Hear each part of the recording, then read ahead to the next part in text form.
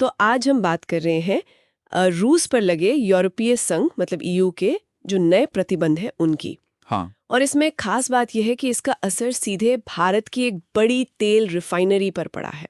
हमारे पास एक लेख है, इसी पर आज बात करेंगे। जी। समझते हैं कि हुआ क्या है। जरूर। असल में हुआ यह है कि ईयू ने गुजरात में जो नायरा एनर्जी लिमिटेड है उनकी रिफाइनरी पर पाबंदी लगा दी है। हाँ। वजह कि वो रूसी कच्चा तेल इस्तेमाल कर रही थी और ये भारत की दूसरी सबसे बड़ी रिफाइनरी है। बिल्कुल। और इसमें जहां तक मुझे याद है रूसी कंपनी रॉसनेफ्ट की हिस्सेदारी भी है, करीब 49%। हाँ, 49.13% हिस्सेदारी है रॉसनेफ्ट की। तो ये कनेक्शन साफ है। अच्छा। और देखिए, ये समझना जरूरी है कि ये कोई अकेली कार्रवाई नहीं है। ऐसा नहीं कि बस नायरा पर ही एक्शन हुआ है। अच्छा। ये असल में ईयू का जो 18वां प्रतिबंध पैकेज है ना, उसका हिस्सा है। 18वां? हाँ। मतलब ये सिलसिला काफी लंबा है। हाँ, काफी लंबा। और इसका सीधा निशाना है रूस की अर्थव्यवस्था, खासकर वो पैसा जो उसे ऊर्जा बेचकर मिलता है। तो नायरा वाला मामला इसी बड़ी तस्वीर का एक, कह सकते हैं, एक पहलू है। तो इस 18वें पैकेज में और क्या खास है? मतलब सिर्फ रिफाइनरी ही नहीं, और भी चीजें होंगी? हाँ, बिल्कुल, दायरा काफी बड़ा है। जैसे एक बड़ी चीज है रूसी तेल पर प्राइस कैप। हाँ, वो सुना था मैंने, $60 वाला। हाँ, वो जो $60 प्रति बैरल था, उसे अब घटाकर 47.6 कर दिया गया है। ओह, काफी कम कर दिया। मकसद वही है, रूस की कमाई घटाना। और इसके अलावा? इसके अलावा रूसी कच्चे तेल से बने जो रिफाइंड पेट्रोलियम उत्पाद हैं, उनके आयात पर भी ईयू ने पूरी तरह रोक लगा दी है। पूरे ईयू में? हाँ, पूरे ईयू में। हाँ। और वो जो नॉर्थ स्ट्रीम 1 और 2 गैस पाइपलाइनें थीं, हाँ, वो तो काफी चर्चा में थी। उन पर भी अब पूरा ट्रांजैक्शन बैन है, मतलब कोई लेन देन नहीं। बाप। और ये सिर्फ ऊर्जा तक ही सीमित नहीं है, इसमें और भी लोग और संस्थाएं हैं। जैसे? 14 नए व्यक्ति और 41 नई संस्थाएं, मतलब कंपनियां वगैरह, उन्हें भी प्रतिबंधों की लिस्ट में डाला है।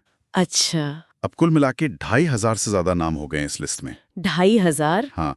और फिर वो जो रूस का शैडो फ्लीट है, हाँ, वो जहाज जो छिपकर तेल ले जाते हैं। बिल्कुल, जो प्रतिबंधित सामान या तेल वगैरह ले जाते हैं, उन पर भी शिकंजा कसा गया है।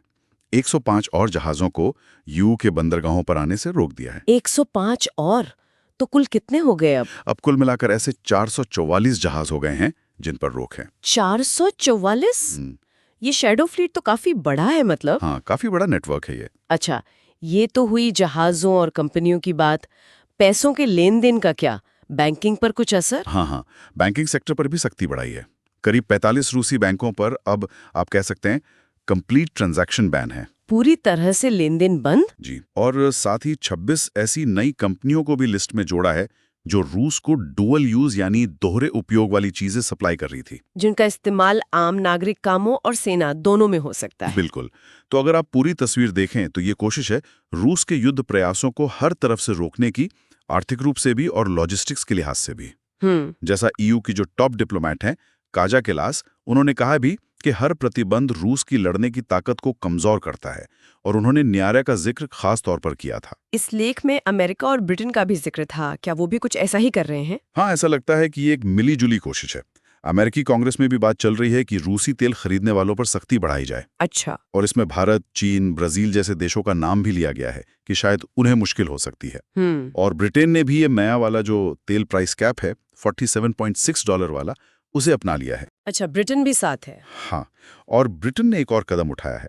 रूस की जो मिलिट्री इंटेलिजेंस एजेंसी है, GRU, हाँ, GRU, उसकी 3 यूनिट्स और उनके कुछ 18 अधिकारियों पर भी प्रतिबंध लगाए हैं, साइबर गतिविधियों और मारियोपोले हमलों में भूमिका के लिए।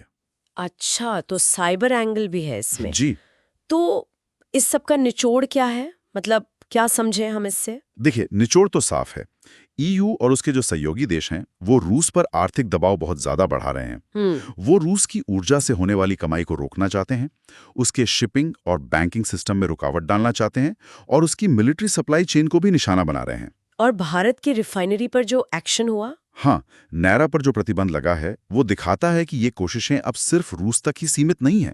इसका असर ग्लोबल सप्लाई चेन्स पर पड़ रहा है, दुनिया भर में। तो आज हमने देखा कि कैसे ईयू के ये नए प्रतिबंध सिर्फ रूस के ऊर्जा सेक्टर को ही नहीं बल्कि भारत की एक अहम रिफाइनरी तक को प्रभावित कर रहे हैं। हाँ, प्राइस कैप घटाना, शैडो फ्लीट पर कार्रवाई, बैंकिंग पर रोक, ये सब एक बड़ी बहुआयामी रणनीति का हिस्सा लग रहा है। बिल्कुल। और ये सोचने पर मजबूर करता है कि कैसे ग्लोबल पॉलिटिक्स और देशों के बीच के जो समीकरण हैं वो सीधे सीधे व्यापार और ऊर्जा बाजारों को कितनी तेजी से बदल रहे हैं। सही बात है। और ये दिखाता है कि आने वाले वक्त में देशों को अपनी ऊर्जा सुरक्षा के बारे में, मतलब एनर्जी सिक्योरिटी के बारे में कितना गहराई से सोचना पड़ेगा, क्योंकि जो आज की आर्थिक निर्भरता है वो कल की रणनीतिक कमजोरी भी बन सकती है। ये वाकई सोचने वाली बात है। भविष्य की ऊर्जा रणनीतियों पर इसका गहरा असर पड़ेगा।